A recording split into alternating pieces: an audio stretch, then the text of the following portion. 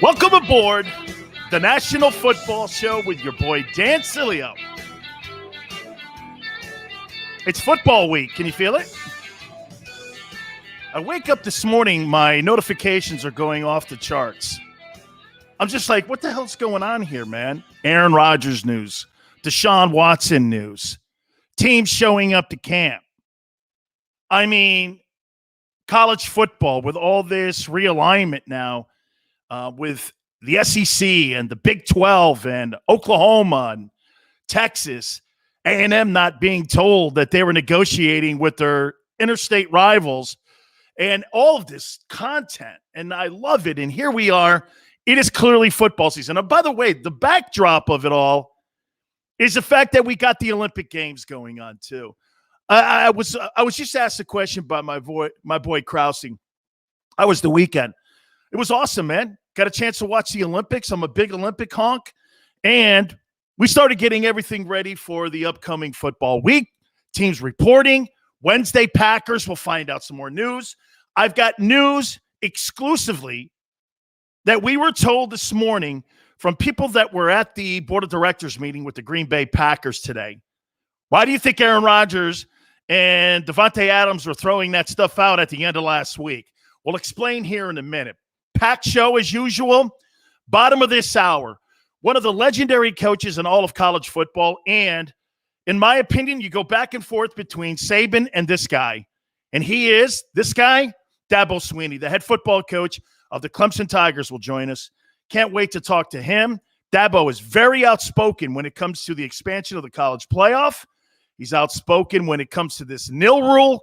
Can't wait to hear him. Can't wait to ask the coach some questions. Our resident NFL insider, we'll get his thoughts from FanSided. He's a Pro Football Hall of Famer. When it comes to voting, that is our friend Jason Cole. He'll join us in hour number 2. All right, let's get right to it here. The story on Aaron Rodgers. You know, I got to tell you, too, it looks like this thing has stopped going, like, choppy a little bit. You know how a boat goes over the water and it's a little choppy? I think this stuff is starting to settle down. Maybe both sides are now coming to an agreement that it's time to part ways. It's just not going to be this year. You know, I had tweeted out last week after everybody was saying, well, now Vegas odds is that the NFL and the Packers are bracing for Aaron Rodgers to quit this week and retire. I tweeted it out. He's not at all in any way leaving this year, nor is he retiring. Aaron Rodgers wants a 1-year deal where he can basically go and maybe do the same thing that Tom Brady did. Maybe the grass is greener on the other side. Maybe he gets to a situation where you get everything that you want, like Tom Brady did in Tampa with Jason Light, the general manager, and Bruce Arians. Maybe there's going to be something out there. How about this, too? You know, I don't think people are looking at this maybe in more of a simpler view here or a simpler way here. Maybe Aaron Rodgers just wants peace of mind. You know what I'm saying? Maybe he just wants peace of mind.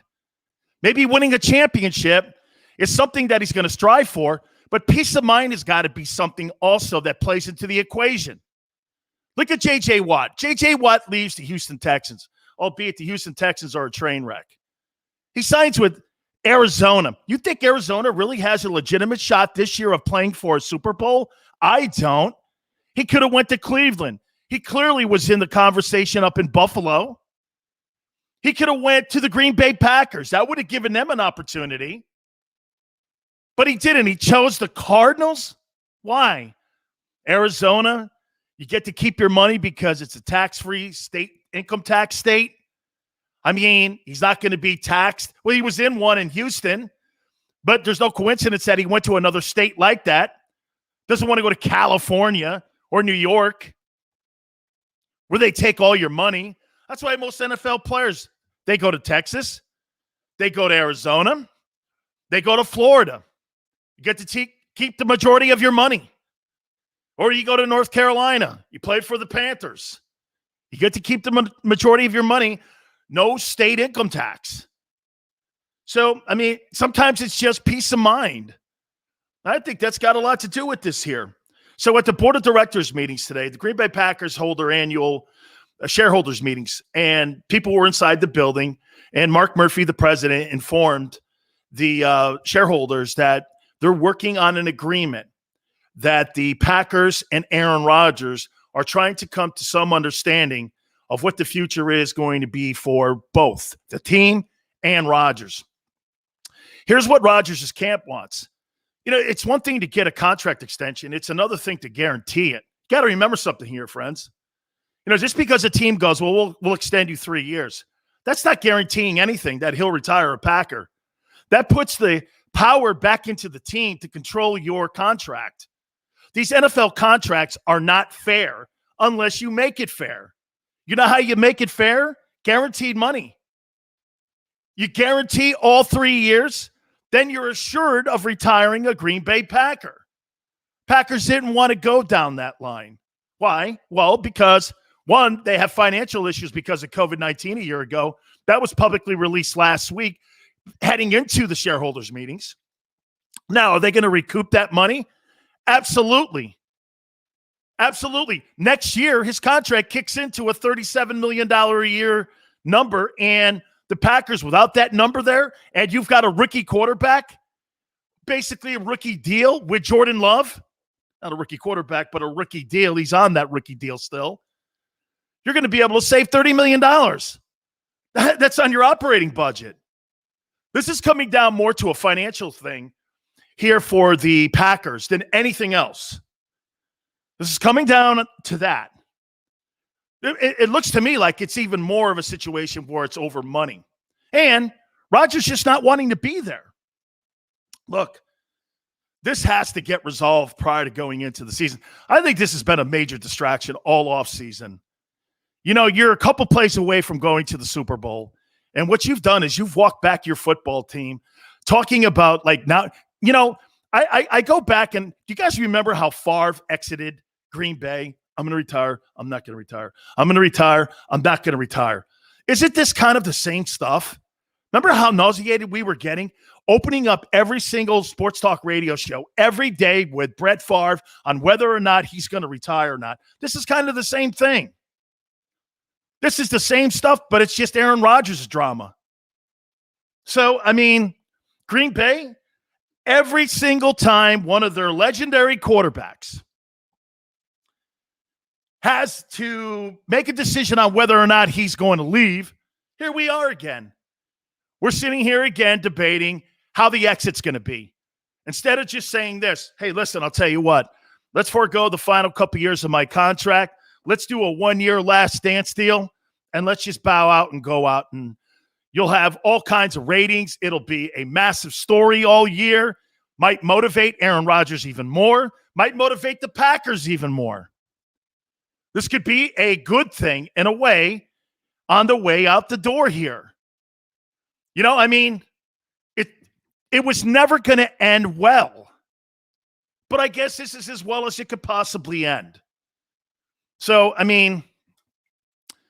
eventually this stuff has got to come to a head here and be resolved. Wednesday is report date for the Packers and for Aaron. I never thought he was calling it a career and retiring. Not at any time. I never thought he was doing that. So, Aaron Rodgers and the Packers looks like they're going to try to come to an agreement on a 1-year situation that will let the player play out this year, and then at the end of the season, they'll do what's in their best interest to try to find a place for him so that the Packers can get commodities. Remember, they're just not going to let Aaron Rodgers walk out the door like that without some type of compensation for the quarterback. You're just not going to do this. Hey, man, thanks a lot. Appreciate it. Hey, you know what? You're on your own. You get to do and call your own putt. That's not going to work like that. There's got to be some type of agreement. That's going to be very interesting to see. What type of compensation is going to be given to a 38-year-old, 39-year-old guy? He's still got years left. 48-5 a year ago. Come on, folks. That's touchdowns, interceptions. He's been 26-6 over the last 2 years. I get it. It's not resulted in championships. That's the one check on the whole resume. 2 straight NFC championship games. But again, Getting to a third one and losing it again? I don't know. I mean, we got to start not sounding like Donovan McNabb here. Donovan McNabb, you know why he's not going to Canton? This guy got to NFC title games but lost them, except one. So, I mean, got to win those games. Separates Brady. Separates him. By the way, did you see that video of Brady throwing that thing into that gun? Into that, like, football gun that fires the balls out to receivers and also to punters? And he's hitting it right in between the tires. That thing got like 10 million views on it. I watched it at like about 500,000. I kept clicking over. It'd be up like 1 million views every hour. Wow. And then you know what he's doing? Then he goes, let's go. And Aaron Rodgers is talking about trying to get out of his contract. Talk about two polar opposite guys. One's working on trying to get out of a deal, and the other guy's trying to go back to back. Isn't that the story of Aaron Rodgers? All Aaron Rodgers. Nothing about the team here. Brady's all about getting ready, keeping distracted. And if there's anybody that could have distractions, tell me that's not the guy. What does Brady do? He's like getting ready for the upcoming year. I mean, it's such an eye-opener to see the contrasting differences between certain guys. Guys have priorities here, and then this guy over here, right, has a completely different priority. Really weird. It's unfortunate, too, because I think this is stuff that holds Aaron Rodgers back. All right. Deshaun Watson is finally in the news. And as we have been saying, by the way, his agent, I posted this about 4 months ago. And if you Google it, you'll see that the agent disputed every single thing I said, called me out on social media, said basically that I was a liar. I said this: Deshaun Watson is being reported that he's not going to attend or participate in any offseason activities whatsoever. The agent said this, and I'm paraphrasing. He went like this: that's news to me, and I'm the guy that would know. Well, turned out he wasn't involved in anything team activity-wise the entire offseason. He basically called me a liar, and I fired back at him these last couple days, calling him a liar. Now he's reporting to training camp, and here's why he's reporting to training camp. There's a $36,000 a year fine if you don't report to training camp. The Houston Texans, as of this morning, have informed teams, probably even maybe so much so that they have been in contact with teams probably this past weekend, that they are now open to taking phone calls on trading Deshaun Watson. 3 teams I heard as of 9 o'clock this morning Eastern time were the Miami Dolphins, the Carolina Panthers, and the Denver Broncos. Now, does that mean that the Washington team would not throw themselves into the conversation? You know, the Philadelphia Eagle general manager, Howie Roseman, is also going to be into the conversation because Howie talks to everybody. Howie looks to try to make a deal for everything, and especially with a gifted, talented player like this. There's a lot of money and a lot of baggage that would come with this deal. I think you've got to look at the particular markets here and the story that's surrounding Deshaun. How would you feel about this? Say you're a fan. Let's do this. Let's start in Philly. If you're a Philadelphia Eagles fan, and I'll get to the organization side of it, are you okay with accusations of a quarterback being involved with 22 sexual cases that could result in sexual assault cases? Are you okay with that? If the answer is yes, then he's your guy. That's collateral damage. How are you going to get around that? I say you get around it by saying they're not criminal cases. They are civil cases. These are with the masseuses, allegedly that he acted inappropriate. Are you okay with that in that community? After what we've just seen, and you know where we are now and the Me Too and the cancel culture. Are you okay in Philadelphia with that guy wearing your gear? Me? I'm okay with it. Unless you show me that this guy is a complete cretin. And here's your selling point. How come the NFL hasn't done anything here? The NFL is notorious for jumping out in front of something like this. And whether they get run over like they did with the whole Ray Rice case or with the Adrian Peterson result, then guess what? If you're not in front of this thing right now and the NFL is just watching how this whole thing is playing out and they don't have this guy on the commissioner's exempt list, I don't know, man. I mean, really, to me, it would be just media people talking trash on the guy. You have no facts on anything right now. And once again, there is no criminal case. But boy, I'll tell you what you have here, though, is a lot of public relations work that you're going to have to do. If you're Bob Lang and them dudes, are you going to put him in front of a microphone to answer questions? In Philly, first question out of the gate. It's not going to be congratulations, welcome to Philadelphia. It's going to be, are you surprised you're here in Philly knowing that you have all these sexual assault cases out there? You're not going to be asked those snowflake questions like you would if you were in Texas with the Texans, because they just love football so much, they're going to scoot right by that. In Philadelphia, it's going to be, are you shocked here that you're here and you've got all these sexual assault cases? And you're going to have to answer that. First one. I mean, are you ready for that? That'd be a tough putt. And on top of that, organizationally, you really don't have a lot of assets until next year. And you would be praying that the Carson, and I know a lot of people in Philly would be going like this, I hate Carson Wentz. He's a scumbag. He's this. Yeah, you better hope that guy takes that team to the AFC Championship. You get that team to the AFC Championship, that pick all of a sudden becomes a first rounder. You better hope that guy does well. You better hope he does well. So, I mean, if you want to make a deal for someone like that, I don't know. You have the assets right now. Let's go down to South Florida. Miami Dolphins have a lot of assets. And they got Tua. So what I would do is I'd package up some draft choices, right? And look what the draft choices they got from San Francisco.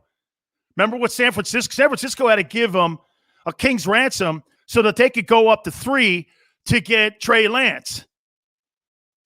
The team that's got the assets is the Miami Dolphins. And you got a player that you could send over in exchange too. You got Tua and picks.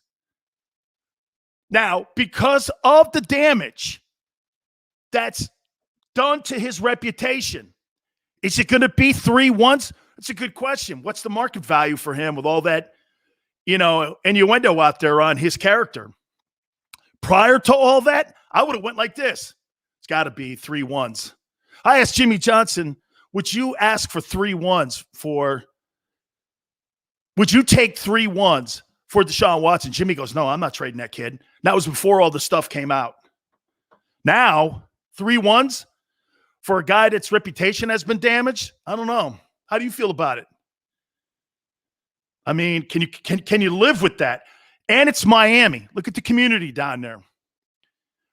I lived a long time in Miami. Would they be okay with that? That kind of reputation going into that place. Got to know the ownership of the team too. Stephen Ross. I mean, that'd be a tough one, especially in a community like that. Bringing a guy like that in there with that kind of reputation. Even if it's not true. You know how people got that stigma on them? Man, it could be true or not true. I've said this to you before. People got this crazy notion about who I am, what I am, and they don't know me from a can of paint. You don't know Deshaun Watson from a can of paint. By the way, I will talk to Dabo Swinney about Deshaun Watson. Where did he play college football? You bet. He played at Clemson. I'll get his thoughts on him. So there's another place. The Denver Broncos. The Broncos is interesting because then you have John Elway. And would you do this? Well, I'm not maybe going to have to give up 3-1s and a lot of my future for the guy. And you have John Elway to talk to the community. Now, would Dan Marino take the baton and put his reputation on the line in Miami to throw his arms publicly around him? You might have to. You just might have to do that. I mean, make no mistake about it. You may have to. You've got issues. But I can promise you this, behind the scenes, with all the stuff that's out there, know this. There's not a football team in the NFL that would not want that guy. If you have people like Aaron Rodgers and Russell Wilson and Tom Brady, you're not looking at this guy. But I'm telling you, every other team, even if you drafted a guy, you're going like this, man, I'd love to have this core. Watch this. You think you'd rather have Deshaun Watson or any of the quarterbacks you have in San Francisco? That includes the guy you just drafted, number 3. Of course you would. Would you rather have Deshaun Watson or Matthew Stafford? Come on, man. Would you rather have Kyler Murray or or Deshaun Watson? These are no-brainers. How about in New Orleans? Hey, that could be a team that could eventually be a player in this. I know Michael Thomas is injured. It looks like he's not going to start the first half of the season for them. But if they don't believe that Jameis Winston's the dude, I do not believe that Taysom Hill's the dude. Why wouldn't you pick up the phone and call the Texans? You're in different conferences. You're not going to really see them. And you're going to be able to go like this. What do you need? I'll send you Alvin Kamara. What? Right? So keep an eye on this here. The only reason he reported was because of the fine cases, because of the new collective bargaining agreement. If you don't show up and report, you get fined $36,000 a day. That's why he showed up. All right. College football. Also, hot and heavy news over the weekend. Realignment, OU, Texas. Joining the SEC. They didn't redo their media rights for the Big 12. Where does that leave Clemson and Notre Dame? We'll talk to the head football coach of the Clemson Tigers, Dabo Swinney. We'll do that next right here on the National Football Show. I get scared sometimes. Of a lot of things. Joining in. Decisions. The dark. The dark.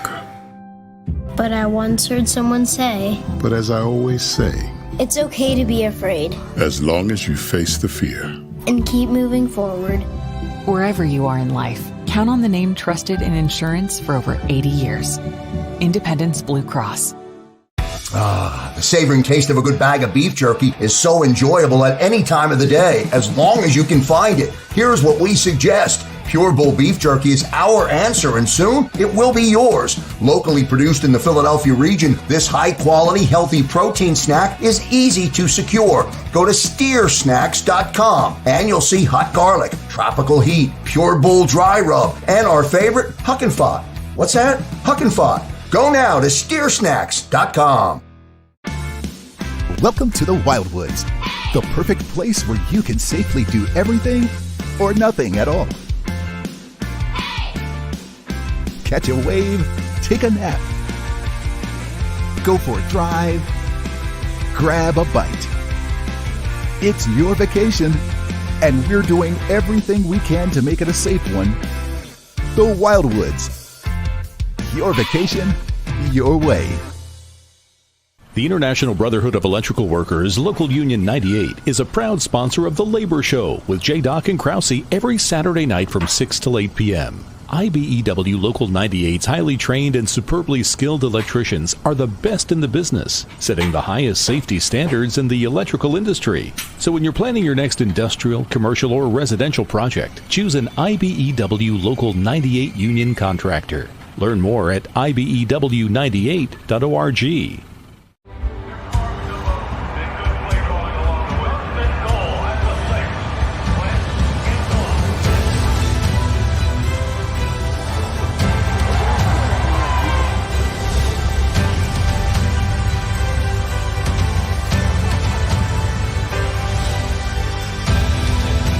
field of life, First Trust Bank is there for you.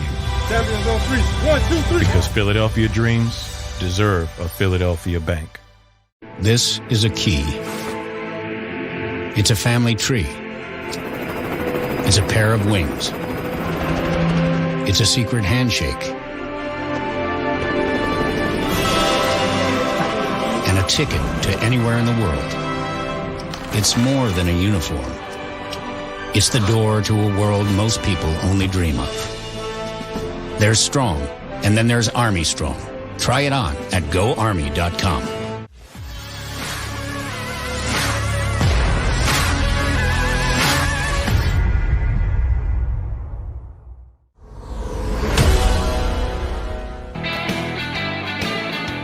Welcome back to the National Football Show. Dan Sileo. We're going to talk to Dabo Swinney, the head football coach at Clemson, here in a minute. You know, this news with realignment coming up here with the SEC and taking in Texas and Oklahoma, I found it really interesting that, you know, they didn't even contact Texas A&M, did the SEC, that they were, you know, having 6-month negotiations with their Texas in-state rival. And, I mean, you would think that you'd want to be able to maybe Texas A&M be able to kind of like smooth the waters. I mean, no conversation whatsoever. A&M has done a great job in their transition when they went from Big 12 to where they are now in the Southeastern Conference. I mean, I think Jimbo Fisher's done a really nice job. I think that program with the resources that they have are eventually going to be a player. But now that you add Texas into this, boy, I'll tell you something. That rivalry is one of the top rivalries in all of college football. And they ended that rivalry once again because of the cash register. The cash register is now running college football. And it's a shame. Because when you take rivals like Oklahoma, OU, and you're not playing those games any longer, or you're not playing Nebraska and Oklahoma any longer, you're taking something away from communities. And as I've told you before, college football is different compared to the National Football League. These are civic pride teams. This is why I love college football more than I do the NFL. Look, I love football in general, but there's something about these college football programs that are just community driven. When you go into any of these communities, whether it's going into Gainesville or you're going into Lincoln, Nebraska, or you're going into Norman, Oklahoma, Austin, Texas, these programs are communities that just absolutely embrace these programs. Marshall Thundering Herd, another one of those kind of programs where it's community driven. That's so what makes college football great. You know, last year, one of the things that was maybe one of the most disappointing things because of the pandemic was not seeing all the great fans in the stands and not really getting an opportunity, you know, to see the true pageantry of what college football is all about. There's no doubt that the networks and money has kind of skewed that in a way, but it's almost impossible when you see some of these programs on how, like I just got through saying, that these programs are really, they're community driven. And these communities embrace these teams. These teams are so important. You know, look, the NFL, you can get away with not having fans in the stands. We saw that last year. You can get away with that. But when it comes to the colleges, there was something missing last year.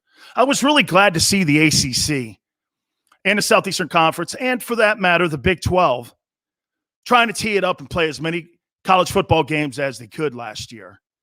You know, I was speaking to Manny Diaz, you know, the head coach of the University of Miami, and all the phone calls that he got last year when it came to dealing with parents. That had to have been one of the most challenging times a year ago, was having to deal with the parents, because remember something, nobody really knew, you know, how to get through the pandemic. And I got to hand it to the majority of those coaches. They really did a spectacular job at keeping it calm, being honest, Remember what I told you, what really makes a great coach? You know, I tell this to people all the time. One of the reasons that my coach, Jimmy Johnson, was such a great coach, Jimmy was genuine, and he was honest, and he told you who you were, what you were. He told you where you were on the totem pole when it came to your program, where you were on the depth chart, what you needed to do to get better. He was constantly telling you that. And when you add the pandemic in, then you're dealing with, again, another entity there. And remember something, coaches don't like to get out of routine. And a lot of these programs were completely out of their routine when you add the other dynamic of the pandemic. So make no mistake about it. That was one of the issues, man. And I just can't wait for college football, and I can't wait to see it. And we're really proud to be able to bring this guy on. I got to tell you something. He has taken that football program, and he has just taken it to another level. I got to tell you guys first this, and Coach, welcome aboard with us. I played my college football at Maryland my freshman year before we went to the University of Miami, and we had to go down to Clemson. And so we're on the bus, and we're driving to Death Valley. I see these little tiny paws on the street. I'm like, oh, that's pretty cute. And then by the time you get to the parking lot, there's this giant paw. And you're going in there. I was a freshman, and I did this. Oh, my, you know what? Holy cow, look at this place. And they let loose of like about 100,000 balloons. They just waxed us. Coach Ford was coaching the team. We still won the ACC because they were on probation, I believe, at the time. But it's one of the greatest environments of all time. And here he is, the head coach, Dabo Swinney. Coach, how are you? I'm good. Good to be with you. Thanks for having me. You bet. That was one of the greatest environments. And, Coach, last year I was just talking about not having the fans in the stands. That's got to be something that you're looking forward to, especially that fan base. Oh, yeah, no doubt about it. You know, just being able to hear the roar of the crowd and to have the pageantry of college football, you know, back in you know, just full force, especially here at Clemson. You know, we were fortunate last year. We were still able to have about 19,000 fans at each game. But, you know, this is a really unique place, and it's special. And you get 80-something thousand people in Death Valley.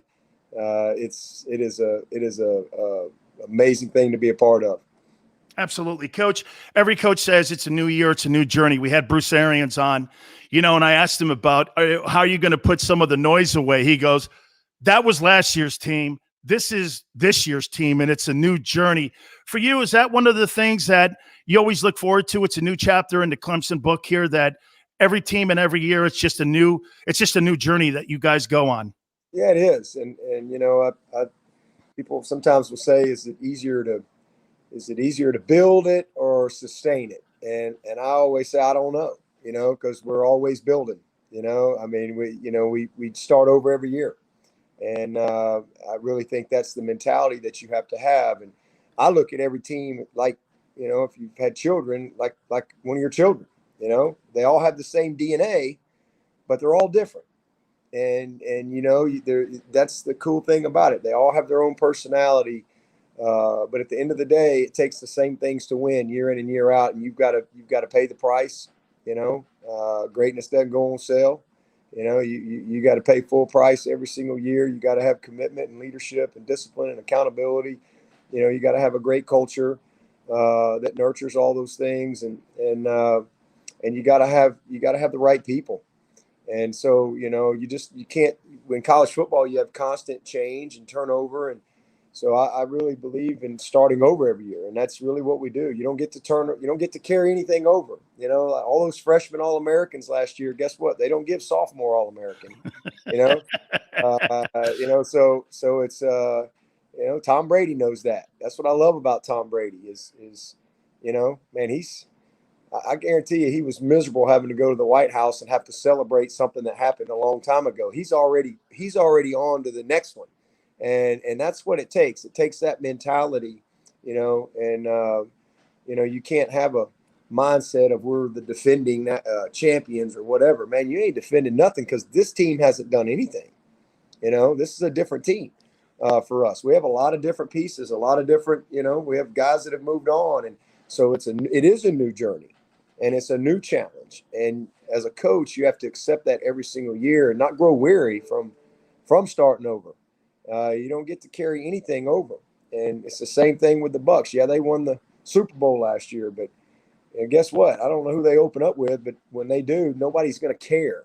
And you go lose that game, guess what? They're going to forget quick about that parade that they had, because it's all about this year now, and that's what it takes. You know, Coach, you mentioned to me, Coach Jimmy Johnson, my coach, used to call it blind faith. We go from Vinny Testaverde one year, and we got beat in a national championship game against Penn State. And I'll never forget, we're going into the next year. I'm like, man, we don't have the same team. We got Steve Walsh here. I don't know. Coach Johnson looked at me and goes, I hope that lights a fire in your ass, because let me tell you something. This is a new journey we're going to go on here, and it's a new identity. We had to find our identity, Coach, in the spring. And we came out of that, and we went undefeated, and we won the national championship that year after having a miserable loss in that Fiesta Bowl. And I'm just curious, you lose a guy like Trevor Lawrence. Did you find out who you guys were in the spring? Because if you don't know who you are going into the fall, you're not going to find it out in the fall. You had to find it out in the spring, I always think. Maybe I'm wrong, and you look at it differently, but the identity of the team, do you know who you guys are going into this season? Oh, yeah. I mean, I always tell these guys championships are won when nobody's watching. You know, championships are won when the stands are empty over there. You know, those 5:30 a.m. workouts, you know, who are we going to be? I mean, you can't wait. If you wait till September, it's too late, buddy. I mean, you know, this is, you know, we break the year into 4 phases. You know, we're going to get ready, we're going to transform, and then it's prime time, and then it's championship phase. But you don't get to just skip to the championship phase. You know, it's a building process. And so you start over in January, and we had 12 mid-years here. So the majority of our team was here. And so, you know, that's what the off season, that's what spring's about. That's what the summer training's about. It is about developing that chemistry, that leadership. You know, that's 2 of the most underrated things on any team. You know, you see a lot of talented teams that maybe they don't have quite the leadership or quite the chemistry, you know, that it takes to win at the highest level. And so, I mean, you got to nurture that, and it's a process that you have to go through. But yeah, I mean, these guys, I mean, we know who we are. We feel great about the guys on this roster. We had a bunch of guys come back, you know, for their COVID year. So we got a combination of some really, really old, experienced dudes and some really dynamic, young, hungry, talented guys that are just kind of getting going, and they're really eager to go prove that they can play at this level, just like DJ Uyunglele, our quarterback. And you know, he's got some experience, but he's excited to go be the guy. And so I like the combination. We're built in the trenches. We got a lot of experience back, especially on the defensive side. I got 7 defensive starters in the D-line back. We got about 21 guys that have started for the Tigers on defense alone. And that was a silver lining of COVID. You know, a lot of guys got a lot of experience, and so we got a veteran group, especially defensively, that I think, you know, will give us a chance every time the scoreboard lights up. Coach, a couple college questions before I let you go here. Do you like the future of where college football is heading? These last 72 hours has really changed the landscape of really the conferences, power conferences, television money. I think television has destroyed college football. You're taking rivalries away like Oklahoma, Nebraska, and all this, and I just don't know. I mean, I think the pageantry is being affected by some of this stuff. How do you see it? No, yeah. I mean, I'm on record. I'm not a fan for, you know, kind of, I wasn't a fan to going to 4 playoff teams, and now we want to go to 12 and all this and that. And I think there's been some, you know, unintended consequences that have come from it in the game. And, you know, I'm more of a traditional guy when it comes to college football and all those things that you talked about from the pageantry and man, focusing on your season and your journey and having a great team and man, getting a great bowl game and competing and all that stuff. And now it's all about the playoff. And I get it, you know, apparently that's what the fans want, and it's being driven by money, et cetera. So, it is what it is. I mean, you just embrace it and you keep moving. I mean, it's hard for me to be excited about the future because I don't know what the future is. So next week it might change. So I don't really know.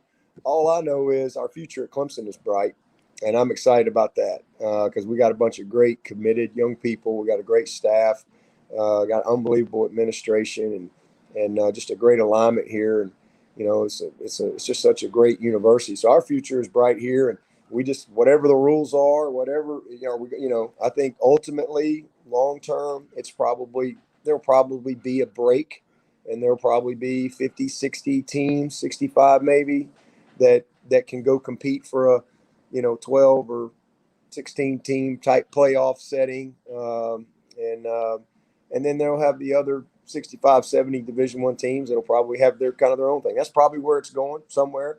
I don't know when that's going to happen. You're entering into the super conference era, and again, it's all being driven by money, et cetera. But just tell us the rules, and we're going to line up and be ready to go compete.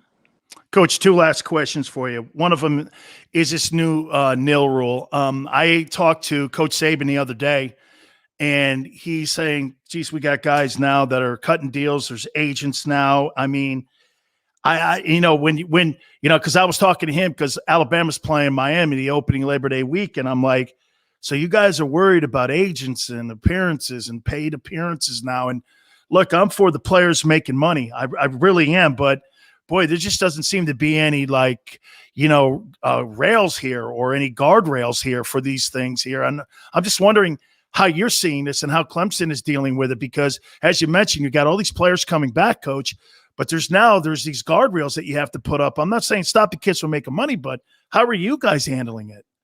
Yeah, kind of what you said. I mean, I think first of all, it goes back to, who you're dealing with and what's their long-term focus. And there are certainly some pitfalls that a lot of these young kids could get caught up in. I mean, you're talking about real money. I mean, it's great that the players have an opportunity. I love the fact that, they want to go do an autograph session or they want to go do a camp at home. I mean, there's going to be some silliness. There's going to be some shadiness that's going to come with it.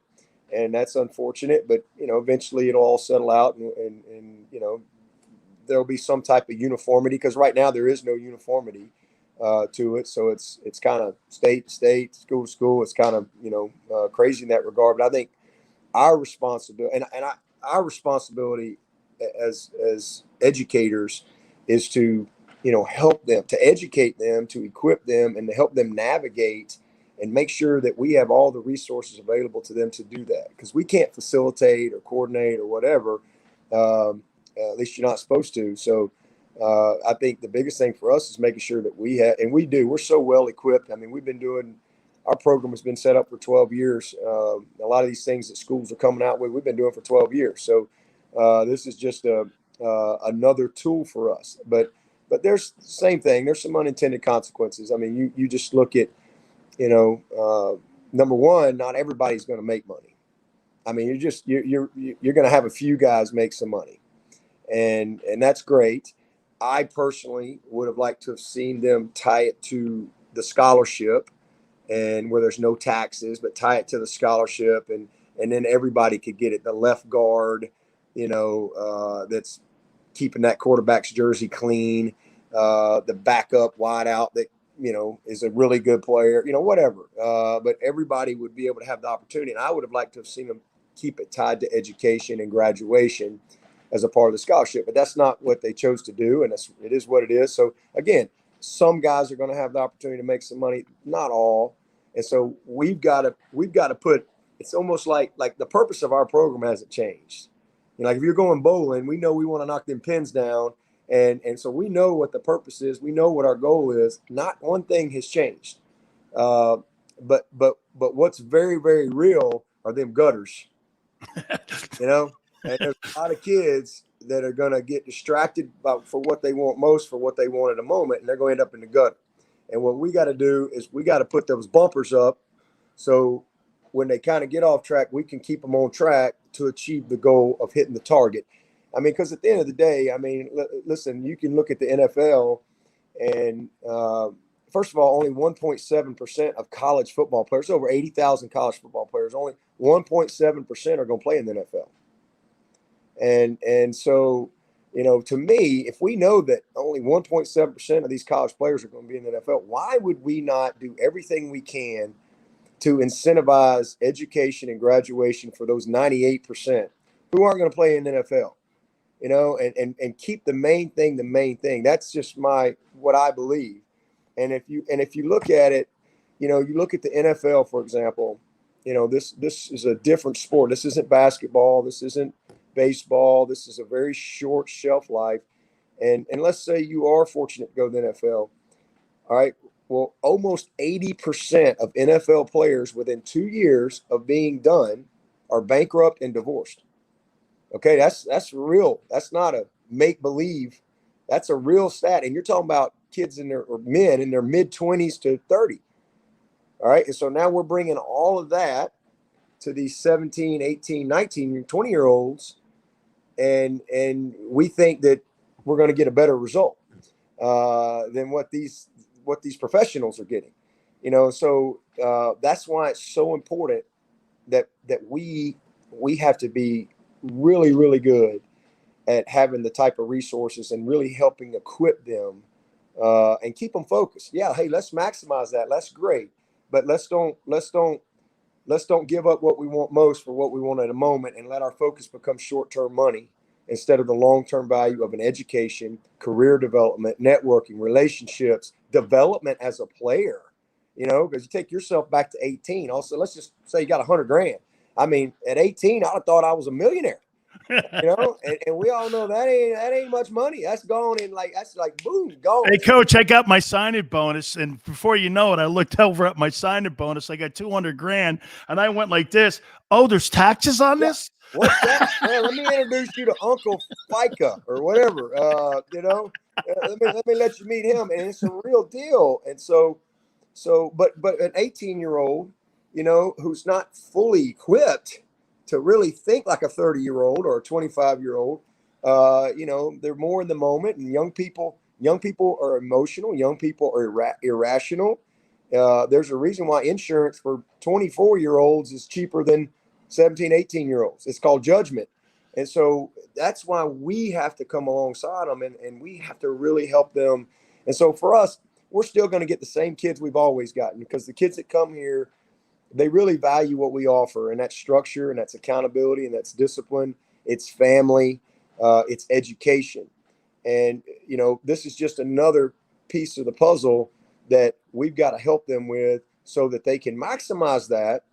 And that's great, but not lose focus on what we trying to do long term. Let's don't be a guy that could be a first round pick that becomes a seventh round pick because you didn't develop like you needed to.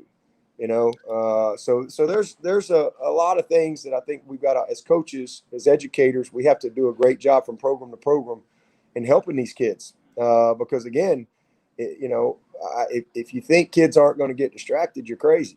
And so we have to really help them navigate, you know, what's coming down the pipe. Finally, Coach, for you, I called you the greatest interim substitute teacher coach of all time. You were interim, and now you are one of the top coaches, and you'll go down in history as one of the greatest college football coaches.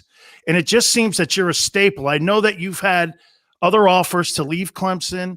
You just look like a Clemson guy, that this is your place. If I'm not mistaken, you got Bama ties too, all of that. I mean, but is this for you, college football? No opportunity down the line? Because most coaches, and you know what, Coach, I know the answer, I think, because you're not like down the line or you're behind in the rearview mirror. You're a today guy, and you look at what's going on today. So that's kind of like, you know, maybe a bad question, because, you know, most coaches look at, okay, what's on today at 3 o'clock, 4:30? What's tomorrow? I don't know. I forgot what I did yesterday. Well, I mean, you know, it's really I've just always tried to bloom where I'm planted. That's just kind of been my mindset forever. You know, I was a walk-on player at Alabama who earned a scholarship. And, you know, then I come to work one day at Clemson and they say, hey, you're now the head coach. So I was kind of a walk-on head coach who earned the job. And, that's just kind of my mentality. It's always been my mentality. And again, I've never been a grass is greener type of guy. I think the grass is green where you water it, and you just bloom where you're planted, man. Whatever it is you're doing, just be great at it, do the best you can. And as you said, man, it's all about today. That's a mindset that you have to have. I mean, I tell our players that, hey, someday you're going to be 30. Someday you're going to graduate. Someday you're going to be the starter. Someday you're going to be in the NFL. Someday, great. But in order for someday to be a reality, you just got to learn to be great today. And that has to be a mindset. And because, man, that's all we got. And if there's one thing we learned in 2020 is, man, we don't know what's coming tomorrow. Right. And that's why, yesterday's gone, and, it is history, and tomorrow's a mystery, and today's the present. That's why they call it, right, the present. That's our gift, is what we have today. And I've just tried to not get so overwhelmed about things that are way down the road, and how you climb a mountain one step at a time, how you eat an elephant one bite at a time, so I don't know. I mean, I've been here. It's be my 19th season. It's my third. Wow. 13th as the head coach. I've raised my family here. It's just been a blessing. It's been an unbelievable journey that I can't even put it into words what it's meant to be, and how much fun it's been to build something special with so many people and have such connectivity. I've got 22 former players on my staff that are part of the bricks and mortar, and it's really special to come to work, at a place where there's great alignment. It's an unbelievable place to live.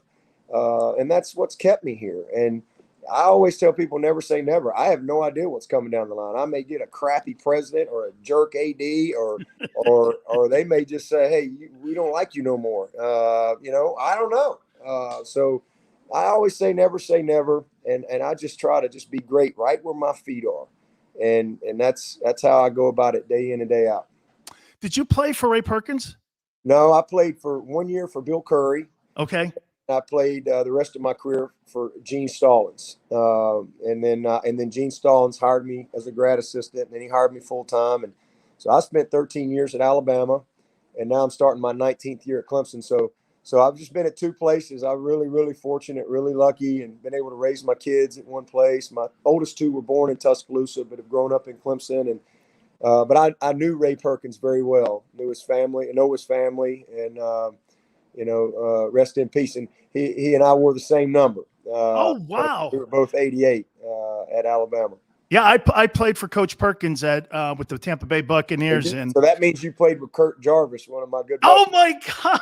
That's one of my buddies. I don't tell many people that I know Kurt Jarvis, but he turned out to be a pilot. Yeah, he flies for Delta. I always check that. There he is. I always check the cockpit when I get on a Delta and make sure it's not Kurt flying us. So that's right. Yeah, he was a teammate of mine, and Sylvester Kroom was also on that coaching staff. And we had Bobo on that staff. We had all them dudes, man. How about Jeff Davis? Was he on the team? Oh, yeah. Hey, Coach, I'm sitting in the back. And here's Coach Perkins. He goes, Sileo, you ain't on scholarship anymore, son. You don't want to know what a big game is? You think that Florida State Miami game's big? And I go, yeah, Coach, it is pretty big. Back then it was, at least. And he goes like this: Auburn, Alabama, son. People put houses and wives up for that thing. He ain't lying. Hey, Coach, thank you so much for doing this. I really appreciate it. Good luck to you this year, except for the Miami game. I really appreciate it. Yes, sir. I like your optimism because they're not on the schedule, so we have to leave the championship. Thank you, Coach. I appreciate it. All right, all the best. See you. You got it. That is our friend there. Now, Dabo Swinney will take a brief time out and keep it here on the National Football Show. I get scared sometimes. Of a lot of things. Joining in. Decisions. The dark. The dark. But I once heard someone say, But as I always say, it's okay to be afraid. As long as you face the fear. And keep moving forward. Wherever you are in life, count on the name trusted in insurance for over 80 years. Independence Blue Cross. The savoring taste of a good bag of beef jerky is so enjoyable at any time of the day, as long as you can find it. Here's what we suggest. Pure Bull beef jerky is our answer, and soon it will be yours. Locally produced in the Philadelphia region, this high-quality, healthy protein snack is easy to secure. Go to steersnacks.com and you'll see hot garlic, tropical heat, Pure Bull dry rub, and our favorite, Huck and Fod. What's that? Huck and Fod. Go now to steersnacks.com. Welcome to the Wildwoods, the perfect place where you can safely do everything or nothing at all. Catch a wave, take a nap, go for a drive, grab a bite. It's your vacation, and we're doing everything we can to make it a safe one. The Wildwoods. Your vacation, your way. The International Brotherhood of Electrical Workers, Local Union 98, is a proud sponsor of The Labor Show with J. and Krause every Saturday night from 6 till 8 p.m. IBEW Local 98's highly trained and superbly skilled electricians are the best in the business, setting the highest safety standards in the electrical industry. So when you're planning your next industrial, commercial, or residential project, choose an IBEW Local 98 union contractor. Learn more at IBEW98.org.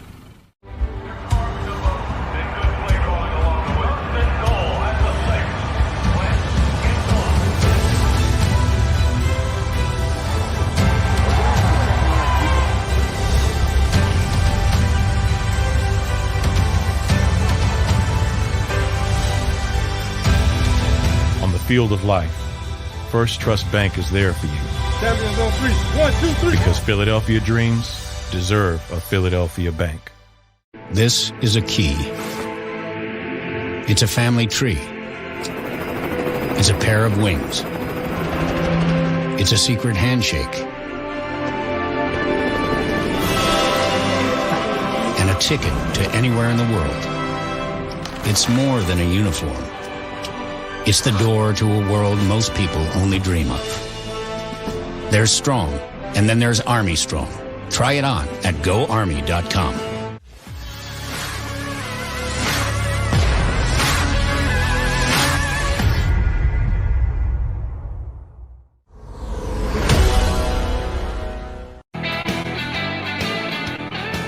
Dan Sileo, National Football Show.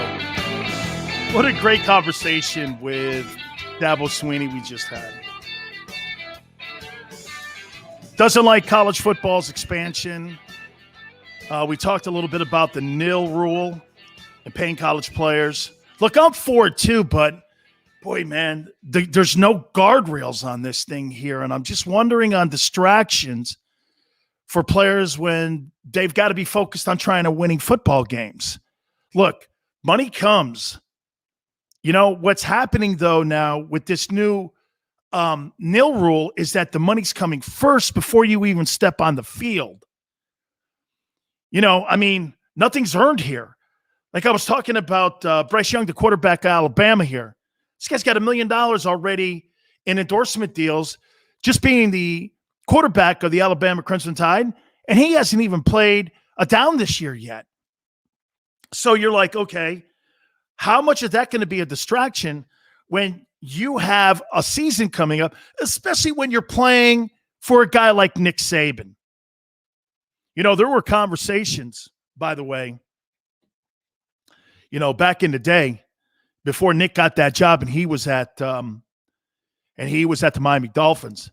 Dabo Swinney was offered the Alabama job because of his ties. You know who else was offered the job back in the day when he was at the height of his career? That was Coach Bowden. Coach Bowden was offered the Alabama job, and he turned it down to stay at Florida State. Now, you got to remember something. There has been a gap. Now, I think Stallings won a national championship, if I'm not mistaken. I think Coach Stallings won a national title. But outside of that year, there's been really like, you know, there was a gap before you got to Saban. And Mike Shula had driven the program completely into the toilet.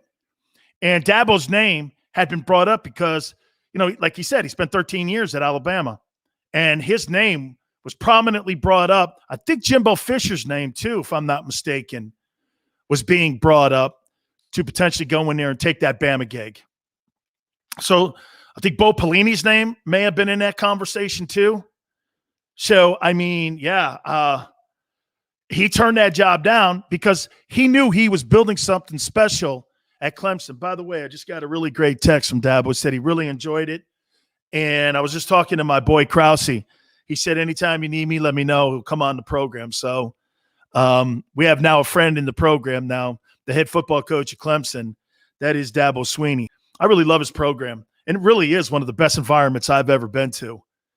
You know, freshman year, I roll into that place, man, and it was loud. And now they've expanded that thing. I think they got like 90,000 fans. I think they had 75,000 fans. This was back in the 80s when I rolled in there. And Danny Ford had won a national championship, I think 3 years earlier when I showed up. But they had William the Refrigerator Perry was on those teams, man. They were really a really great football team. And to see what Dabo Swinney has done with that team's going to be right there again in the mix going to a semifinal.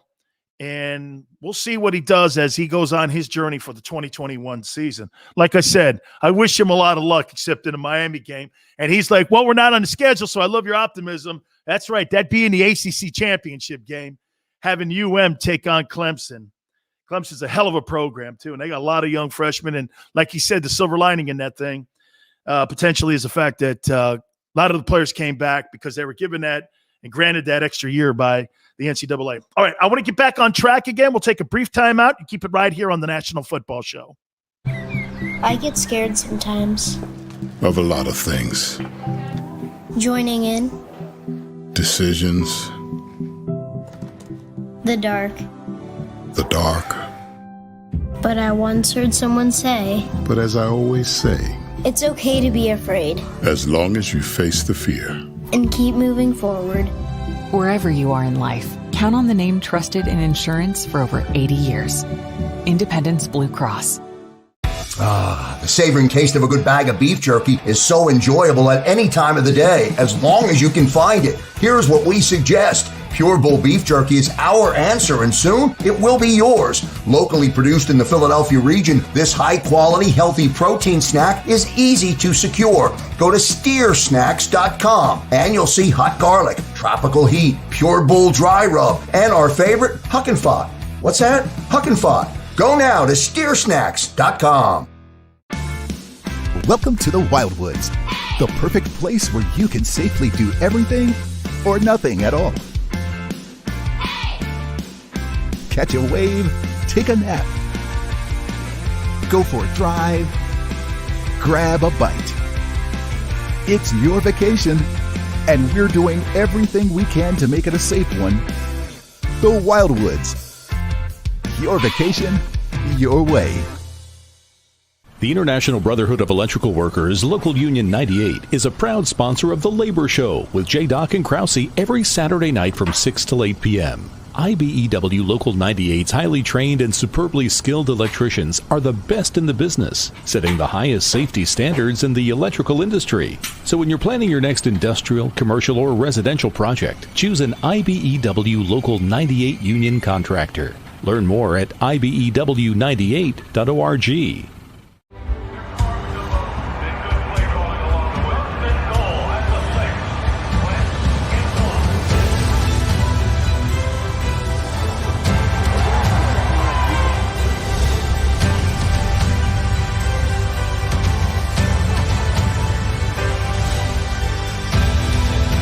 Field of life, First Trust Bank is there for you. Champions on 3. 1, 2, 3. Because Philadelphia dreams deserve a Philadelphia bank. This is a key. It's a family tree. It's a pair of wings. It's a secret handshake. And a ticket to anywhere in the world. It's more than a uniform. It's the door to a world most people only dream of. There's Strong, and then there's Army Strong. Try it on at GoArmy.com.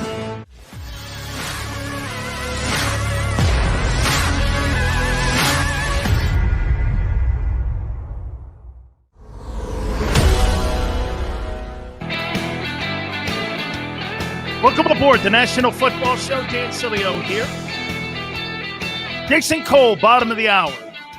We'll talk to our resident NFL insider, Pro Football Hall of Fame voter, as we say.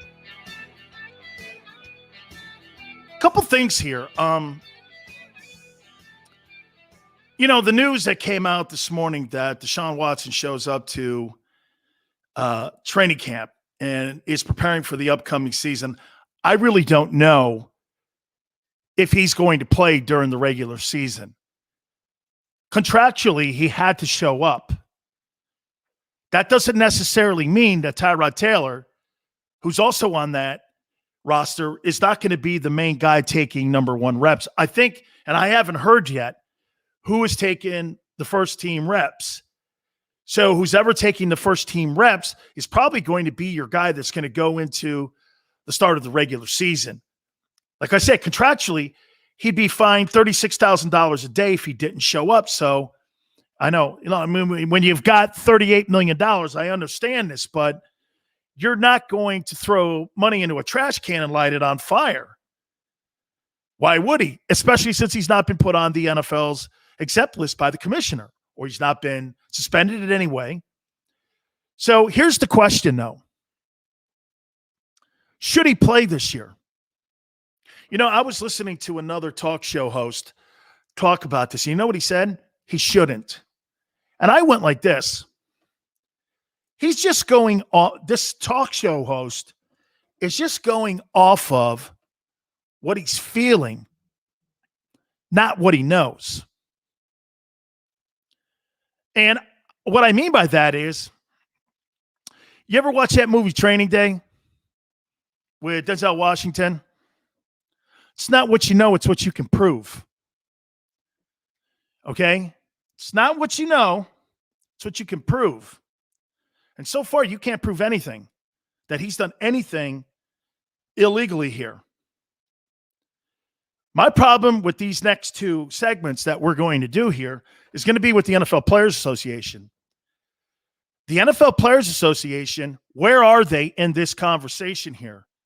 Are you defending that player's rights? Because, quite frankly, you can't legally do anything to that player until there is some legalities that have to be addressed by the league, by the union, by the team. Nothing, at least publicly, has been thrown out there yet where that has been the case. Now, could they be doing all this stuff behind closed doors, and that's why we're basically kind of hearing nothing and everything's been kind of quiet over the last 2.5 months? Most likely. But again, I'm guessing. And I'm guessing as a media guy, like this guy was guessing today. He said Watson shouldn't play this year. And I was like this, why? Why shouldn't he play? You haven't proven anything. It's not what you know, it's what you can prove. And if you can't prove anything, I don't care what you think of the guy, that should not keep him off the field. I mean, just because you have an inkling that something may have happened, the number's high and accusations, I get all that. But that's innuendo. That's guessing. That's not the facts. You can't prove anything off that. There is not one bit of evidence that you can go off of doing this. Well, there's 22 cases. Well, yeah, civil cases. Has he broken any criminal laws here? Not that we know of. Well, then what are we talking about here? You're talking about guesswork here. You're not really sure how to handle this here. So the question is, though, if you're the Texans, do you play him? Now, if it's me, I don't have him take one snap during the regular season for me at all, and I move him as fast as I possibly can. Because what if you get him out there, first 4 games of the year, he blows his knee out, you'll never get anything. You're barely going to get the return in investment for the guy anyway. Like Jimmy Johnson says, 3 first-rounders for Deshaun Watson is not value for him. You need 5 first-rounders for that guy's skill set. And if you put his ass out there, I mean, even putting him in scrimmages, having him go through training camp, that's even. Remember something. Remember how Teddy Bridgewater blew his leg out? He blew his leg out in a non-contact issue up in Minneapolis. Do you want to really take that chance with a guy you can get 3 potential first-round draft choices with because he's running a stupid-ass drill?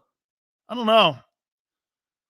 I mean, if I'm the Texans, I'm like this. I'm thinking to myself, man, do I really want to put that guy out there? Wouldn't you sit him on the bench there and just go, tell you what, Deshaun, we're going to move you and we're going to get the best deal possible. And this is going to be something that I hope works out for both of us. But I can't put you spiritually and philosophically on the field going over bags. He blows his knee out. You get nothing for the guy. No way. Absolutely no way am I doing that. Having him go through camp. Now, hey, if you're in, the word was this morning, they're open now to hearing from other teams and taking phone calls for potential trades. Well, that means he's gone.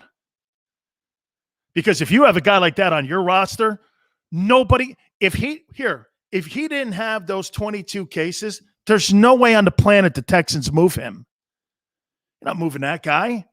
Here's 4 first-rounders. No way. You spend your entire life looking for that guy.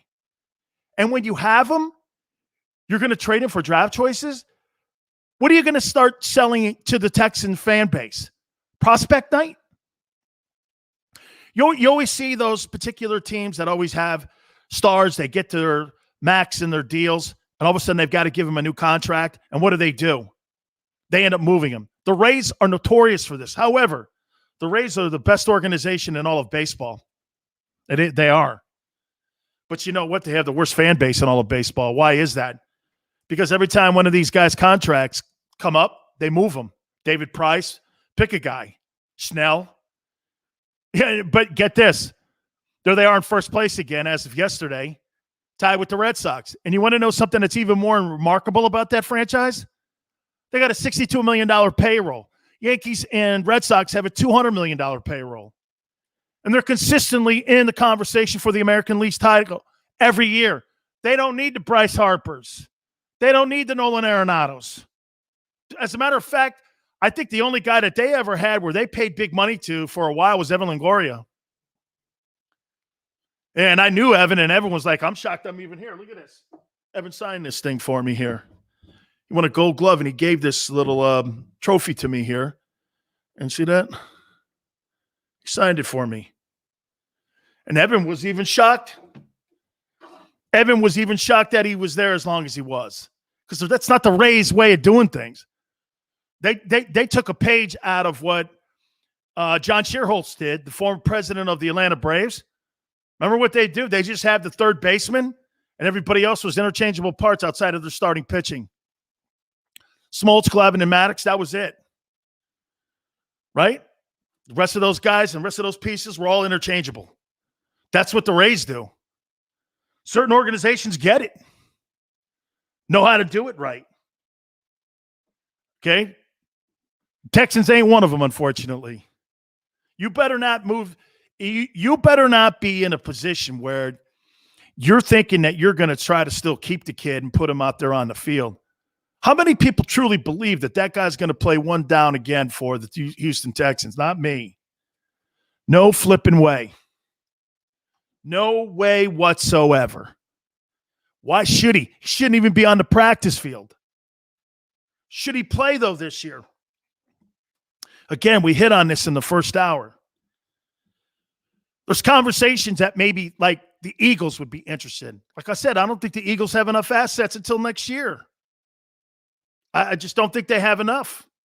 Dolphins have a boatload of assets. Jets have some too, but they just drafted a kid out of BYU, that kid Zach Wilson. They're not going anywhere. How about this one? You think the New York Giants, Daniel Jones? You'd hate to be the Eagles and see this happen. Jones sucks this year. If you're the Giants, I don't know, man. It'd be a tough putt to bring that guy up there with all that collateral damage and PR damage that you'd have to get over, especially in a snowflake city like that. Look at what we got here. We got a guy here, be all that crap. I don't think New York can handle that. You're not going to send Deshaun Watson anywhere in California or New York because it'd be too much PR nightmare for you to deal with. Those cities would rip him a new one before he even stepped on the field. And his people know that, and so do the Texans, which means you're not going to get the assets you need for him.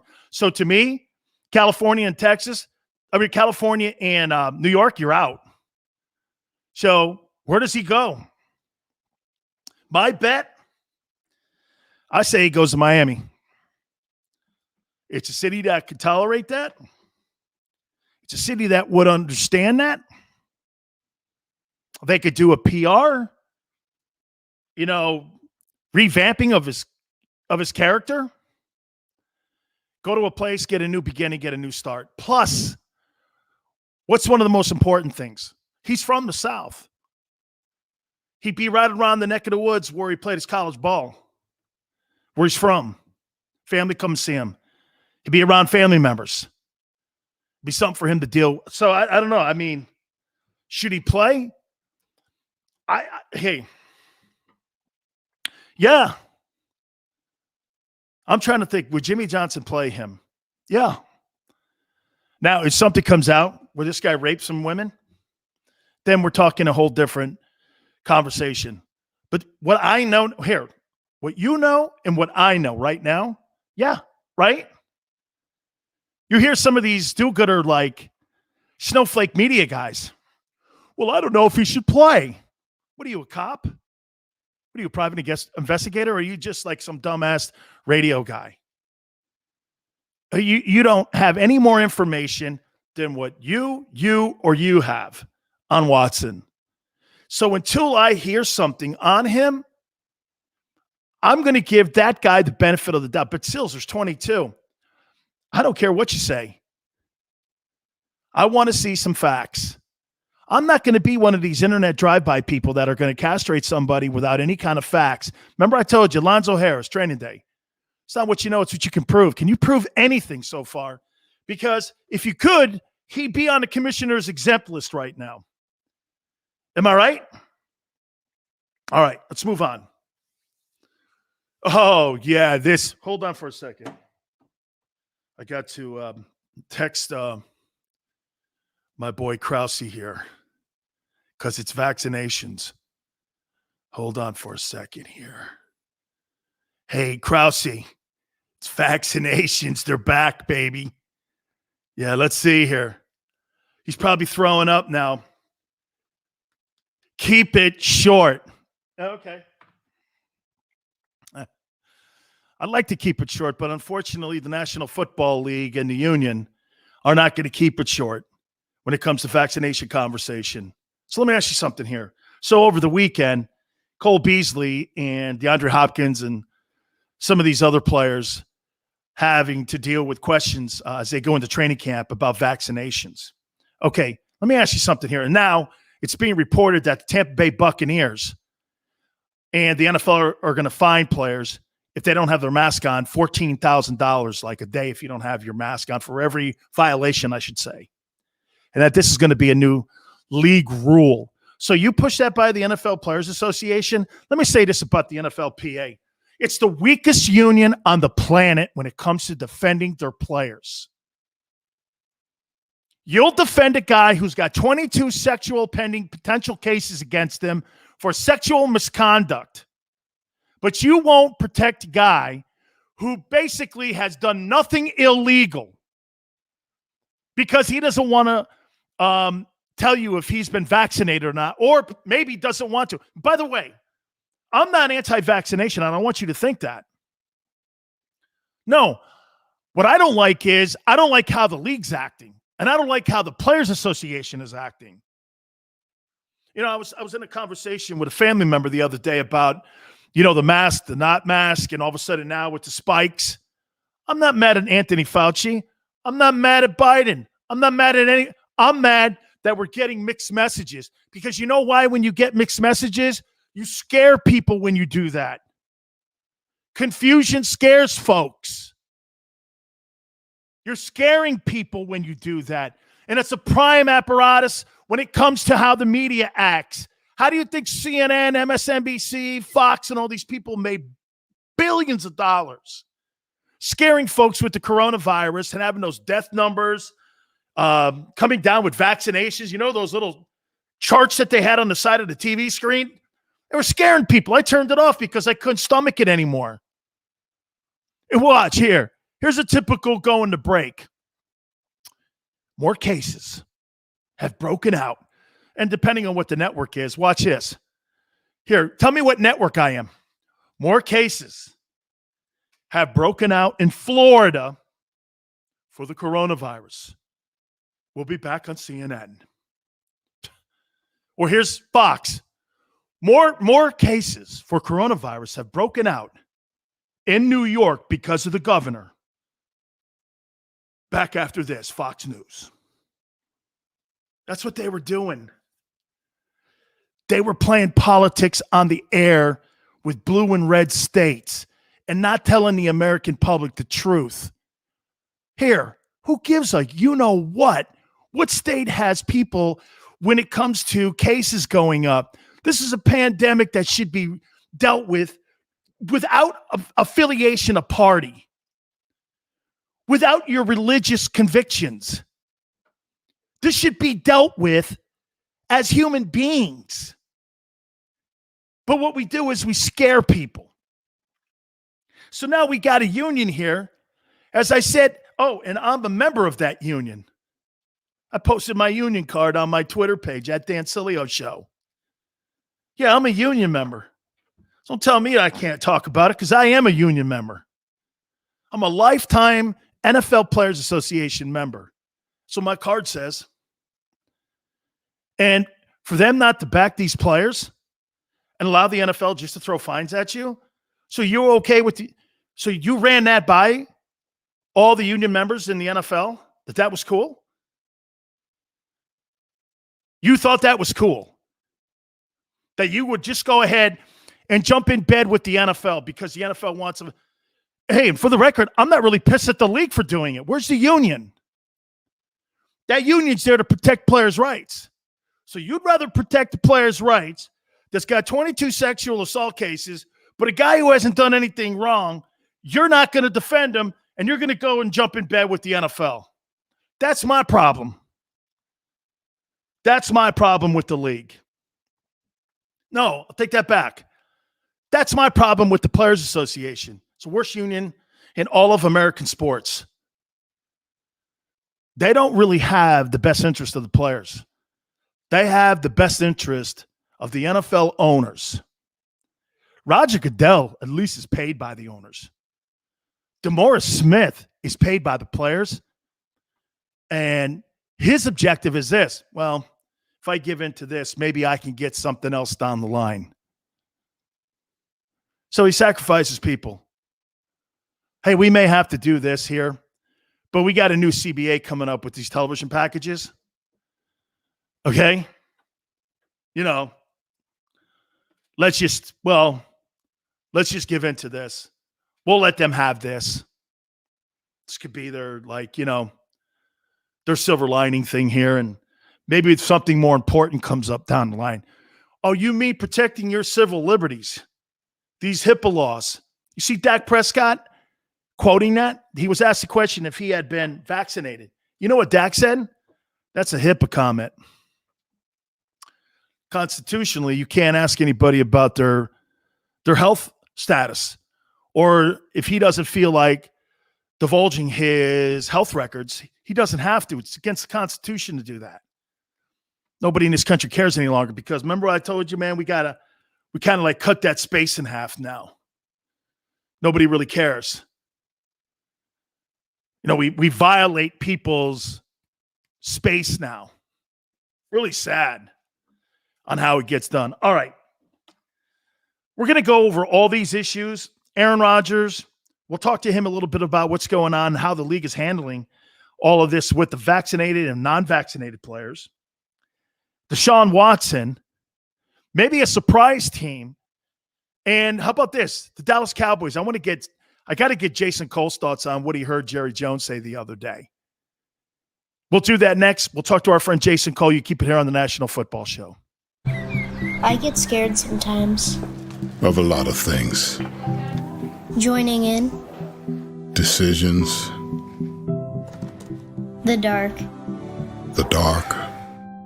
But I once heard someone say, But as I always say, it's okay to be afraid. as long as you face the fear. And keep moving forward. Wherever you are in life, count on the name trusted in insurance for over 80 years. Independence Blue Cross.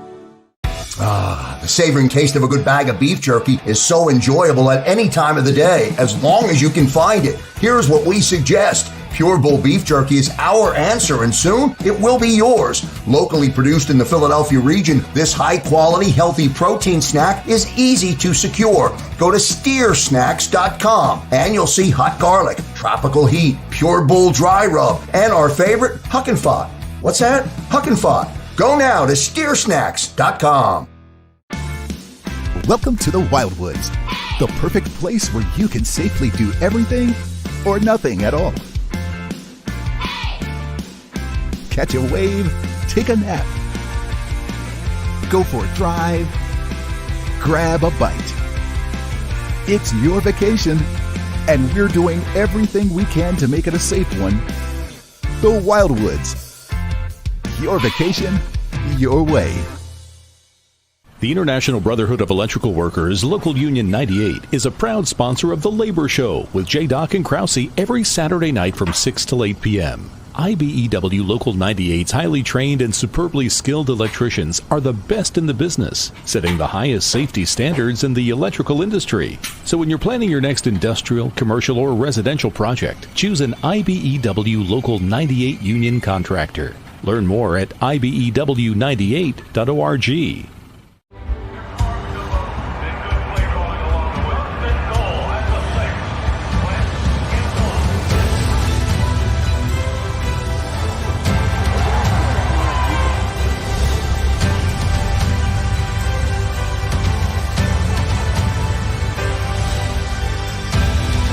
On the field of life, First Trust Bank is there for you. Champions on three. 1, 2, 3. Because Philadelphia dreams deserve a Philadelphia bank. This is a key. It's a family tree. It's a pair of wings. It's a secret handshake. And a ticket to anywhere in the world. It's more than a uniform. It's the door to a world most people only dream of. There's Strong, and then there's Army Strong. Try it on at GoArmy.com.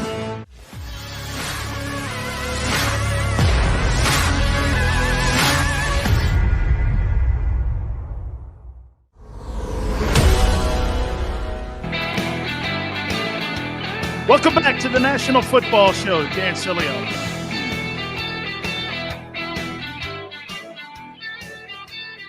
Fix this up here. There is a story that's starting to gather some steam here, and you're not going to believe this. It's got to do with Troy Aikman and the Dallas Cowboys. Jerry Jones was asked a question in Oxnard. This is where the Cowboys have their training camp. Is if he'd be open to eventually passing the baton to somebody other than Stephen Jones as general manager of the football team. And he was given a suggestion of Troy Aikman.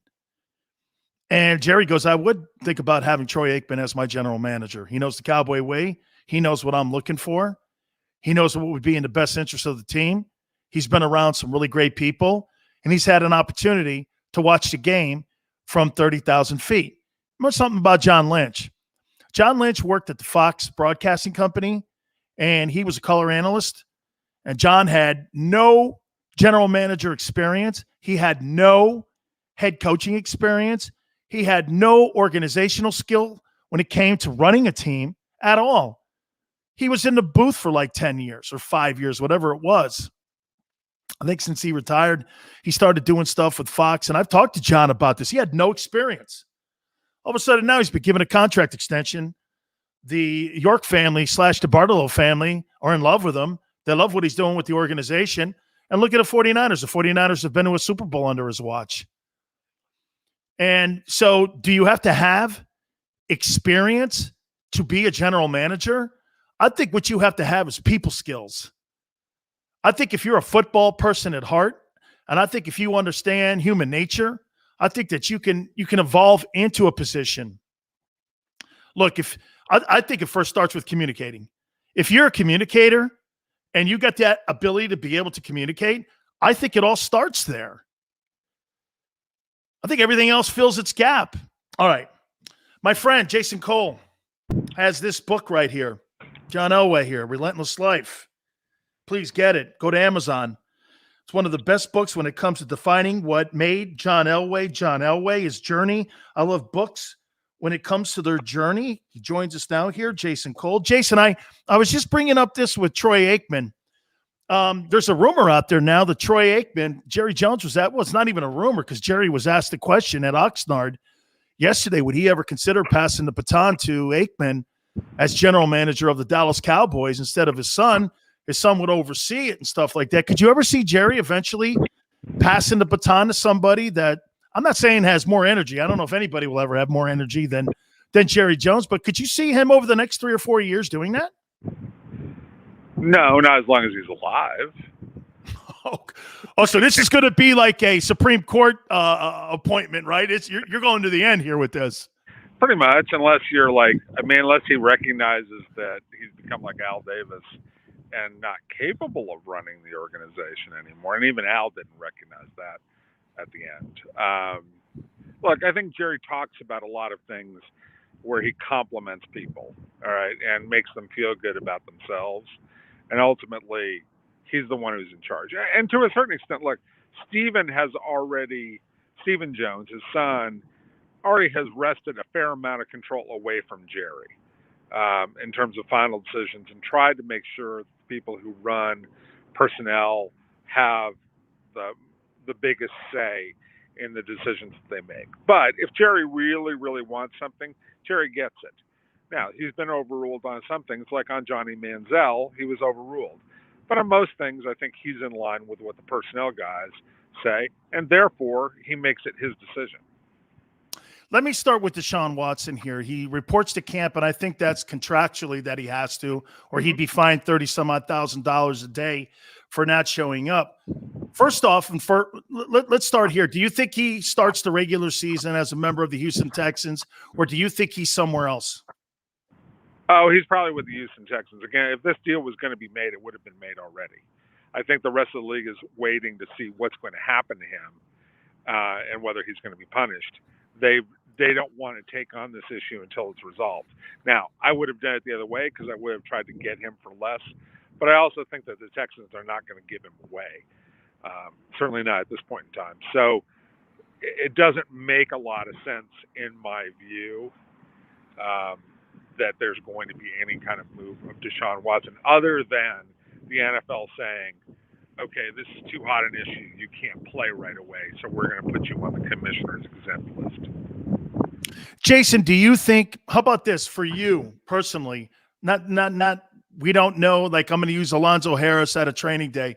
It's not what you know, it's what you can prove. So, and this would be more of how we feel inside about this story. There's 22 accusations against him. It's a high number. I don't know how you can't wrap that around your head. So I get that. But do you think he should play? No, he should probably sit for a while. I mean, at least a couple of games. 2, 3, 4 games. I mean, you've been sloppy with your life. I mean, this is a lot like Roethlisberger. The accusations aren't exactly the same, but they're similar enough to the extent that, like run your business correctly. Do things the way you're supposed to do them. Don't involve not just 22 people in your life, but like there's 40 different people that he's involved in his life as a masseuse. And you know, just as well as I do, if guys have more than 2 or 3 masseuses, you look at that and go, hey, wait a sec. I mean, I can see getting rid of 1 or 2 that you didn't like and then ending up with a third. But you don't involve 40 masseuses in your life. No way. I mean, it's just not it's not professional for either side. It is definitely an attempt at abuse one way or the other. And in all likelihood, since Watson is the power broker, he's the one who's doing the abuse. I would say this too, Jace. I think that's the point in this because, look, I mean, when you're Peyton Manning, you want Tom Moore for 10 years as your OC. You want one doctor dealing with you. If you're Tom Brady, you got Tom House working with you. You don't have 88 guys working with you. And I'm just using those as a barometer on how athletes think. You don't have 70. Now, I get a little bit with the COVID, but that would also make me do this. Well, because it's COVID, I'm only going to have one. I'm not going to have 22. This has nothing to do with COVID or anything else like that. This all predates it or dates it. I mean, it's just sloppiness. It is pure and simple sloppiness. It's you thinking you can get over on people, and you having some power trip where you can get over on people and get them to do what you want. That's what this is about with Deshaun Watson. And I don't know if that's what he gets off on or not, but it's not professional. As you're saying, you hire a certain number of coaches and associates to be around you. Tom House or Tom Moore or, Tom Martinez in Tom Brady's case until he passed away. You have certain people who they know how to counsel you. They know how to coach you. They know how to talk to you. You're not involving 5 or 6 different people. You've got this one person who knows how to fix your throwing mechanics, knows how to work with you, and that person in turn knows how to work with your coaching staff and the people that you're working with on your team. Jason, I had a conversation with Jimmy Johnson the other day, and I want to get your response to this. I go, Coach, had you ever heard that Barry Switzer story about Barry walking in, and had you ever known any of that stuff that was going on? And could you believe when you saw Jerry say those things? He just texted me back one word: unbelievable. I mean, nobody in the JJ camp knew any of that. Switzer and him were adversaries going all the way back to their time when they were assistant coaches for Chuck Fairbanks at Oklahoma. I mean, I couldn't tell, Jace, that's the most surprising thing that I have ever heard in that whole relationship. How shocked were you when you heard Jerry admit he's wrong? I wasn't shocked that he would admit he was wrong. I mean, because he was. I mean, I think everybody in the world knows he's right. He hasn't won a Super Bowl since he had Jimmy essentially as the coach. I mean, I know Barry was there, but Barry was just he was along for the ride, coaching Jimmy's teams. Everybody knows those were Jimmy's teams, right? So he hasn't won anything since then. He has to admit that he's wrong. Number one. The funny part is when he says, "I don't know why I did it. I can't figure it out." Come on, Jerry.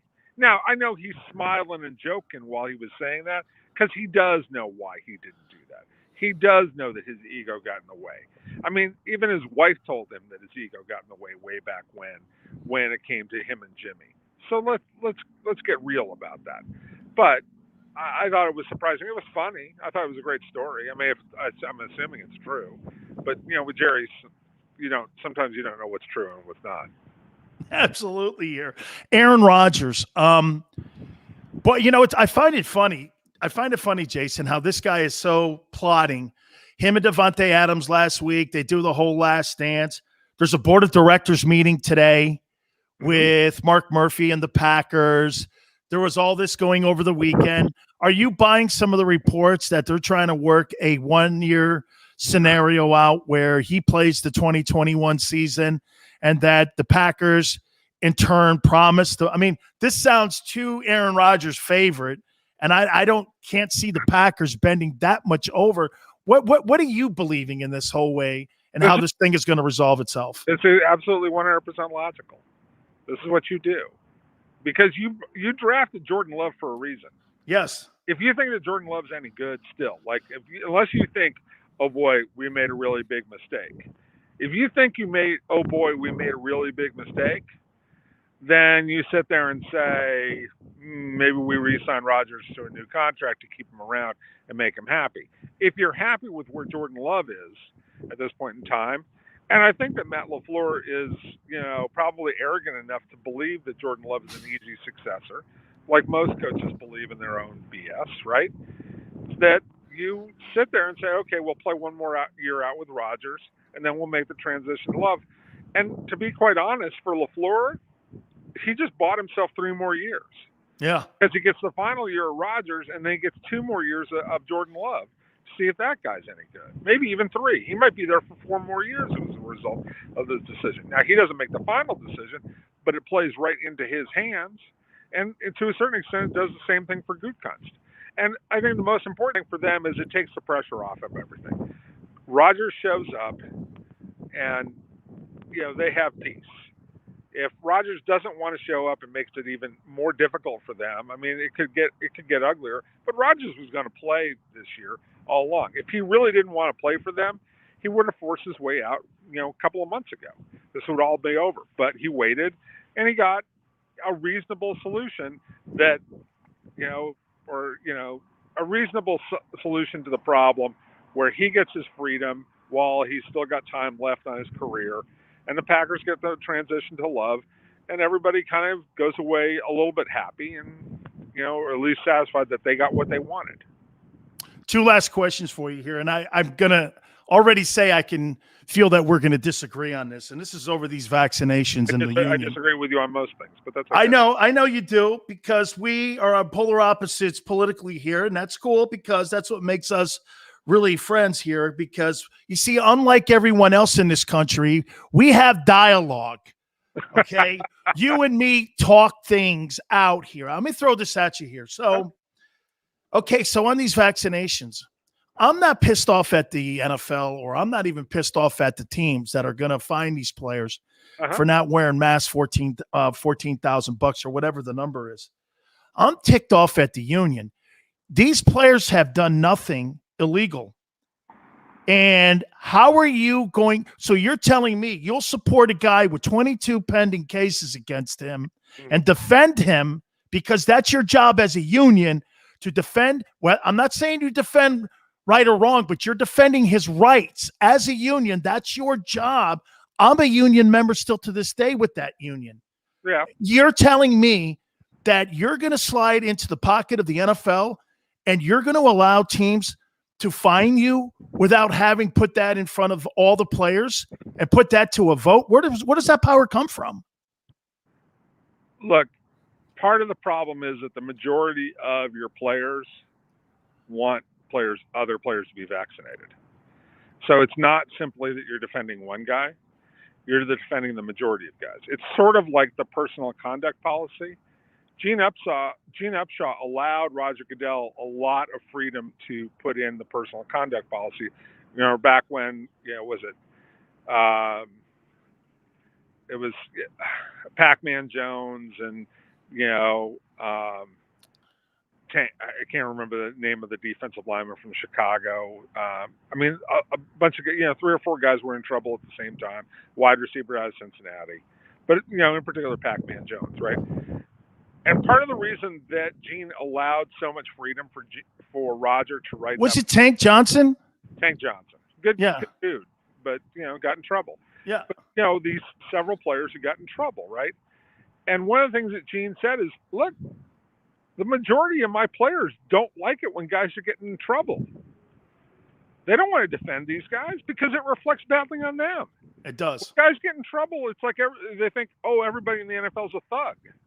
Okay, because the guys get arrested. 1 or 2 guys get arrested, and then everybody, all 2,000 guys are bad guys. Well, right now, most of your 2,000, probably 75-80% of those 2,000 guys, they want everybody vaccinated because they don't want to get sick, and they don't want to miss games, and they don't want problems. They want everybody to show up. I think Stephon Diggs has made that pretty clear. They want guys to be available. They want them to be ready. There's other guys around the league who've said the same thing. Now, that doesn't mean that everybody agrees, but the majority of your players agree, and that's why the union's not fighting this as hard as they can. Now, they'll say some things where they're grumbling about what the league is doing, but they're not really taking up, a big problem with this because, again, the majority of the guys in the union want the rest of the players vaccinated. They don't want problems with this season. They want the show to go on. They want to feel safe. So Cole Beasley, I respect guys who want to, They want to control what they put in their body. I do respect that. But you're part of a team. You're part of an entertainment organization. You're part of a group that's trying to win, trying to entertain. You're trying to make money. Okay, make sure the show goes on. Make sure that the team plays. And if you're the reason why something fails, you're going to take a whole lot of heat for it. So be ready. And it's going to cost you a lot of money because it's going to cost everybody else a lot of money. I think you just convinced me. I think you just convinced me because you know why? I'll tell you why, Jace. Okay, if the one thing that you're talking about is taking the game away and not being able to play this year and not having all the games, if that's going to be the collateral damage, because, hey, players are not going to come out over concussions. You're talking about something like this. Players don't care about this kind of, but you know what they do care about? When you take the game away from them. Right. And if you're taking the game away from me, see, today I care about the vaccinations. I care about my health. Back then, when you're 22, you don't give a rat's ass about any of that. You just want to play the ball game. Yeah, I think Cole Beasley has some reasons that I think, they may be religious reasons or whatever personal reasons. And I do respect that. I do respect that if he wants to play and not get vaccinated, okay, that's fine. But you're going to also have to deal with the consequences of your decision. And if you're willing to deal with your consequences, okay, I'm all for it. But, you want it both ways. You want to have your way, but you don't want to deal with the fact that the rest of your teammates are a little bit upset about it, and you don't want to deal with the consequences of what happens if you have to miss games. I'm sorry, you don't get it both ways. And here's the deal. You're part of a group. You're not an individual in this sport. You're part of 53 guys, and really 65 guys when you count the practice squad, who are trying to accomplish something. Number one, to entertain people and make money as a result of that, and number two, to win a championship. If you want to be part of a team activity, do what the team and the league are asking you to do. We're not asking that much of you. But if you still feel strongly enough you don't, okay, then deal with the other side. I've got to follow up to this book, and I talked to Jimmy Johnson about it. It's going to be called Big Sil's Life and Times. He's already agreed to do the foreword, and I just need a co-author. That guy Ziegler turned me down, and I don't know. Mark Ziegler turned you down? Yeah, he wanted to write it initially, but then you know what he wanted me to do? He wanted me to he found out the Goombas that you used to hang out with. Yeah, no, not only that, but he wanted me to turn over some people at Miami and the money, and I was like, that ain't gonna happen. Well, my wife goes, that's not what you should be afraid of. If I'm writing your book, I know what to be afraid of. Okay. The guys at UM, because the guys at UM laugh about the fact that they took money. Okay, this interview's over. Hey, Elway, Our Relentless Life. Love you, brother. Later, dude. You got it, man. Jason Cole, our good friend, our NFL insider. We'll take a brief timeout. You keep it here on the National Football Show. I get scared sometimes. Of a lot of things. Joining in. Decisions. The dark. The dark. But I once heard someone say, But as I always say, it's okay to be afraid. As long as you face the fear. And keep moving forward. Wherever you are in life, count on the name trusted in insurance for over 80 years. Independence Blue Cross. The savoring taste of a good bag of beef jerky is so enjoyable at any time of the day, as long as you can find it. Here's what we suggest. Pure Bull Beef Jerky is our answer, and soon it will be yours. Locally produced in the Philadelphia region, this high-quality, healthy protein snack is easy to secure. Go to steersnacks.com, and you'll see hot garlic, tropical heat, Pure Bull dry rub, and our favorite, Huck and Fod. What's that? Huck and Fod. Go now to steersnacks.com. Welcome to the Wildwoods, the perfect place where you can safely do everything or nothing at all. Catch a wave, take a nap, go for a drive, grab a bite. It's your vacation, and we're doing everything we can to make it a safe one. The Wildwoods. Your vacation, your way. The The International Brotherhood of Electrical Workers, Local Union 98, is a proud sponsor of The Labor Show with J. and Krause every Saturday night from 6 till 8 p.m. IBEW Local 98's highly trained and superbly skilled electricians are the best in the business, setting the highest safety standards in the electrical industry. So when you're planning your next industrial, commercial, or residential project, choose an IBEW Local 98 union contractor. Learn more at ibew98.org.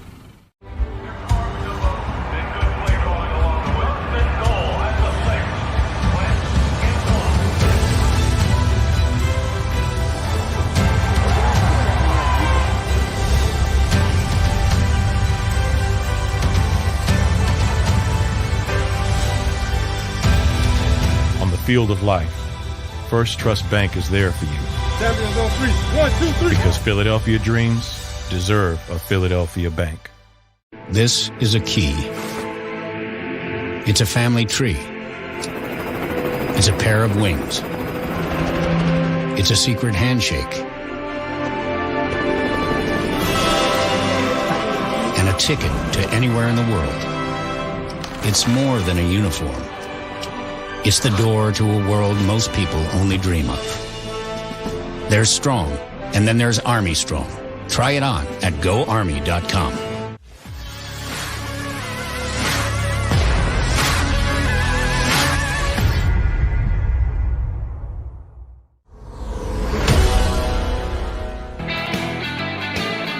Dan Sileo, National Football Show. Hope all are having a great day. By the way, Ron Jaworski tomorrow. Working on Phil Simms, too. So Urban Meyer's going to be a storyline. This coming year, the head football coach of the Jacksonville Jaguars, he will be a storyline. Will he be able to make that transition from the college game to the NFL? What goes into that, actually? See, this is where Urban Meyer, I think, is going to struggle more so than what I think he's set up to do. See, and, you know, I know that he's talked to Jimmy Johnson, and he's had coach come up to Jacksonville and watch a couple practices and watch how they're going about things. And, you know, he's trying to emulate the transition that Jimmy had. But here's something that's completely different and how Jimmy coached his team versus Urban. Urban's a coach. And what I mean by that is, I know, really, what are you talking here? Urban likes to coach players. Jimmy's not going to get into a three-point stance and go, this is what you have to do with your head front side. Or if you're a quarterback, you got to lead them more. Okay, if you see, you know, certain splits, Jimmy's not going to do that. He hires assistant coaches for that crap. His job as a coach is to evaluate his assistants and the player assessment of whether or not these guys are good enough to be on the team. And what happens is, through that process, the assistant coaches are more entitled to coach the kids up. It's your job to coach that kid a skill set that we're asking him to do in our system. So that's up to you. And if you're not communicating well enough with the players that we draft, and we're not developing players, that's an assistant thing. Now, look, always know this. You know how you know you really got a great coach? It doesn't really – here, I'll give you for instance. You know, I was watching the way Brian Flores a couple years ago. I think he beat Seattle and the Eagles like late in the year. Team sucked. They had nothing on that roster. But you know what I started to watch?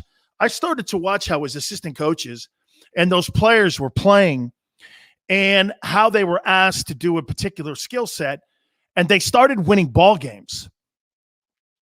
They were getting better with nobody guys. From a couple years ago, there's very few guys that were on that trash can roster he had, but they started winning ball games in the second quarter about the middle of the third quarter poll of the year, and in the last 4 games of the year, they were really doing well. And you went like this, hey, that team got better. That team systematically got better. And you were like this, okay, now look, you're not going to keep your job in the NFL by just creeping along, getting better. The NFL, like, what was that line? Not for long if you're just creeping along. You've got to see immediate impact because the league sets it up for immediate impact because of the way it's structured for parity. But if you're an organization, what you're trying to do is you're trying to do whatever you possibly can to get that roster from point A to point B as quick as you possibly can. So that's what Jimmy's philosophy always was. Here, I'll give you I'm gonna draw this up here. Okay, that was offense. There's the middle of the field. Defense. See this? I drew this kind of like little map of like a field. And what Jimmy would do is, you see those circles that I drew? He would go to every one of them. And he would go to every one of those inside of every practice. And then he would go to the middle of the field and stand in the middle of the field. And all of his assistant coaches would be at all those boxes. Offense on one side of the field, defense on the other side of the field. And he'd go around to watch what his assistant coaches were teaching a particular group setting, wide receivers, DBs, linebackers, secondary, special teams, O-line, running backs, quarterbacks, all that stuff. And he would go to every one of those groups, and he'd make a couple loops. He'd get a good sense of what's going on. Then what we would do is we'd go to 9-on-7 or inside drill. We'd put it all together. And then we were constantly graded. We got grades all the time. You weren't playing hard, you didn't play. You did not play.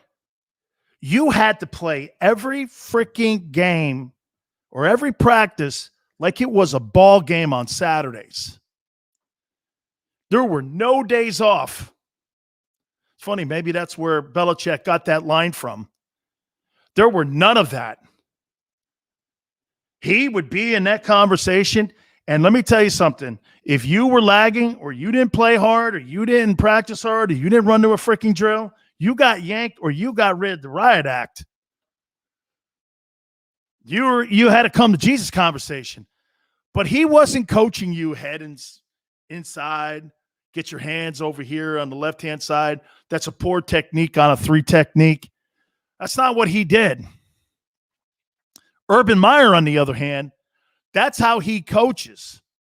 He's always like, he's in there with the guys, teaching them how to hit, how to catch a football.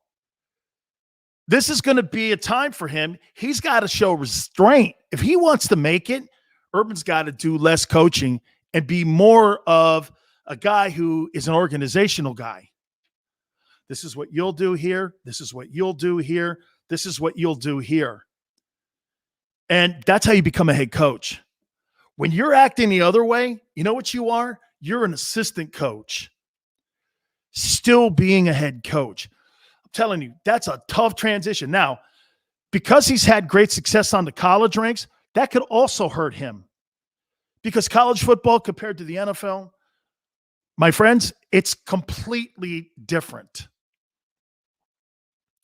Completely different. Because those guys get paid for a living. They ain't going to go hard all the time.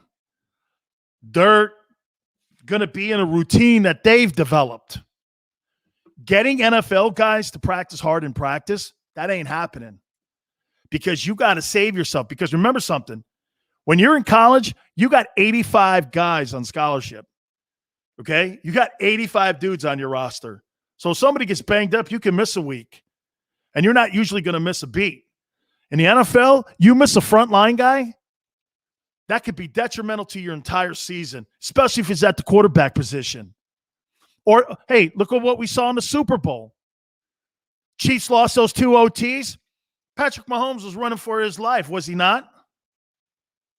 So Urban Meyer's got a lot of that to have to deal with. Do I think he makes it? I'm going to make a prediction for you. I think Meyer's probably going to have marginal success. I do. I think he has marginal success. I think there'll be a couple spot years. By the way, I think Nick Saban had marginal success. He was a couple games under 500. And, I think he's going to have – I think he's going to be an average guy. It's hard to be an NFL head football coach. Going to be – now, he does have Trevor. We'll see how that whole thing plays out because he's got a generational guy, I think. We'll see how it goes. All right. Tomorrow, we will talk to our friend Ron Jaworski. Hopefully, we get also Phil Simms on. If you missed the show, go over to the JAKIB Media channel. We really appreciate it. Dabo Swinney was awesome. We really appreciate the coach taking time with us. He spent a lot of time with us. Krause, awesome. Cal, we appreciate it. Big Joe, thank you very much. Like I said, you missed the show. JAKIB Media channel. We'll be with you tomorrow, 4 to 6. Here we are. It's football season, right? I'm sure more news is going to drop tomorrow morning, and the only place you can catch it is right here on the National Football Show. Catch you on the flip side.